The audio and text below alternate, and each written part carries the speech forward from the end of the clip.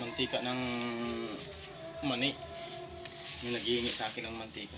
So bibigyan na lang natin to. Kasi pinag-ano naman ito ng mani. Bibigyan na lang natin to.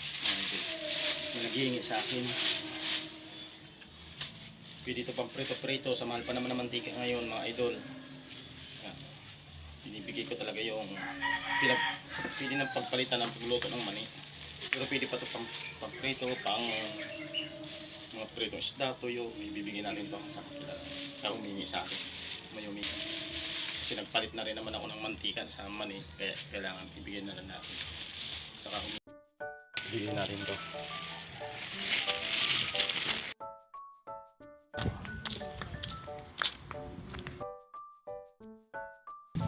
Ayo, basta na.